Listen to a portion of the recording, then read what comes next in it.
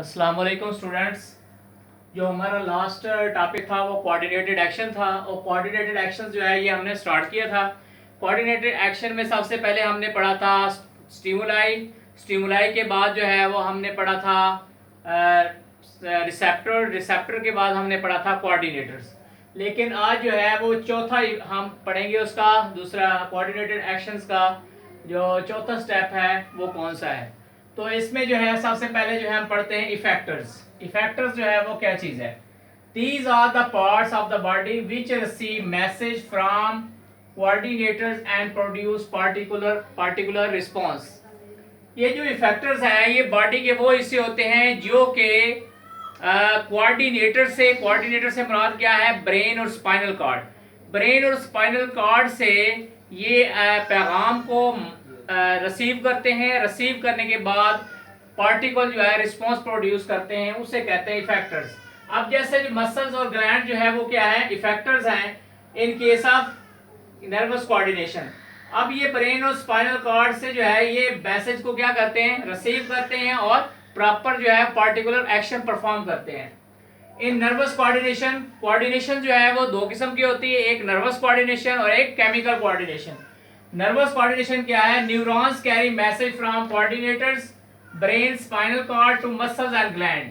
यानी कि जो नर्वस कोऑर्डिनेशंस है उसके अंदर जो कोऑर्डिनेटर है वो कौन से हैं? ब्रेन है और स्पाइनल कॉर्ड। ये क्या है? कोऑर्डिनेटर। कोऑर्डिनेटर का मतलब है जो मैसेज को कन्वे करता है या रिसीव करता है, उसको क्या बोलते हैं? कोऑर्डिनेटर्स। ब्रेन और स्पाइनल कॉर्ड जो है ये नर्वस कोऑर्डिनेशन के अंदर क्या है? कोऑर्डिनेटर है। ये क्या करते हैं? ये ब्रेन और स्पाइनल कॉर्ड जो है ये कोऑर्डिनेटर है और जो मसल्स एंड ग्लैंड जो है ये क्या है? इफेक्टर्स है। ये इफेक्टर्स जो होते हैं ये कोऑर्डिनेटर से मैसेज न्यूरॉन्स के जरिए जो है ये मैसेज को क्या करते हैं? वसूल करते हैं।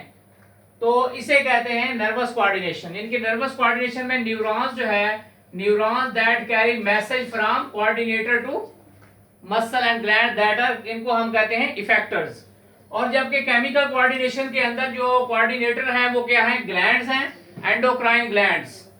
एंडोक्राइन ग्लैंड जो है वो क्या है? कोऑर्डिनेटर हैं और in case of chemical coordination. ठीक है। particular hormone carry message from coordinators to particular target tissues which act as effector। इसके अंदर आप ये देख सकते हैं ये कोऑर्डिनेटर जो है वो क्या है? Endocrine glands. एंडोक्राइन ग्लैंड्स क्या करती है? वो मैसेज सेंड करती है किसको? टारगेट टिश्यू को। टारगेट टिश्यू जो है वो एज अ इफेक्टर के तौर पर जो है वो होता है। ठीक है।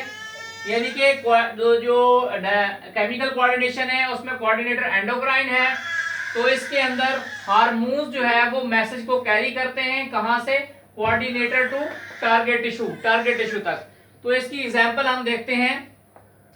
Hormones nephron as effectors. इनके कुछ हार्मोन्स ऐसे होते हैं जिनमें नेफ्रॉन्स एज इफेक्टर के तौर पे काम करता है, और कुछ हार्मोन्स ऐसे होते हैं जो कि लीवर और बोन्स के ऊपर जो है वो जाके एक्ट करते हैं। यहाँ पर टारगेट ऑर्गन्स कौन से हैं? लीवर और बोन्स। और यहाँ पे कुछ हार्मोन जो है किडनी के ऊपर इफेक्ट करते हैं, वहां पे टारगेट ऑर्गन्स कौन सा है? नेफ्रॉन्स। यानी कि कुछ हार्मोन्स ऐसे होते हैं जो कि नेफ्रॉन पे जहाँ पे इफेक्ट करते हैं तो वो नेफ्रॉन जो है वो टारगेट ऑर्गन्स है। ठीक है, उनको हम कहते हैं इफेक्टर। इसी तरीके से जो कुछ हार्मोन्स ऐसे होते हैं जो कि जाकर लीवर और बूंस पे इफेक्ट करते हैं, तो वहां पे लीवर और बूंस जो है वो इफेक्टर के तौर पे काम करते हैं। इसके बाद है response. On receiving message from coordinator, the effector perform actions. This action is called response. जब हार्मोन्स के जरिए पैगाम पहुंच गया नेफ्रॉन तक, नेफ्रॉन ने क्या किया? वहां से यानी कि फिल्टर वाटर ज्यादा करना शुरू कर दिया। ये क्या कहलाएगा? रिस्पॉन्स। यानी कि on receiving message from coordinator, coordinator क्या थी? ग्लैंड्स थी। उसने वहां से हार्मोन सिक्रिएट किया।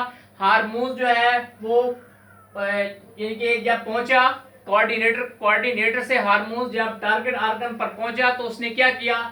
तो उससे जो है वो एक्शन परफॉर्म हुआ। उस एक्शन को हम कहते हैं रिस्पॉन्स।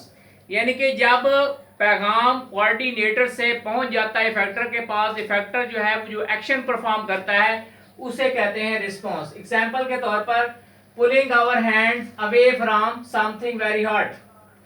तो जब हाथ आपका किसी गर्म चीज को टच करता है फौरन हटा लेते हैं, तो ये भी क्या है, हटाना जो है ये क्या है, रिस्पॉन्स है।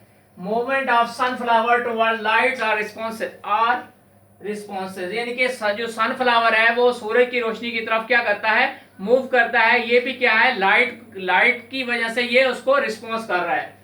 तो नर्वस कोऑर्डिनेशन जो है हमने यहाँ दो पढ़ी, एक नर्वस कोऑर्डिनेशन है और केमिकल कोऑर्डिनेशन।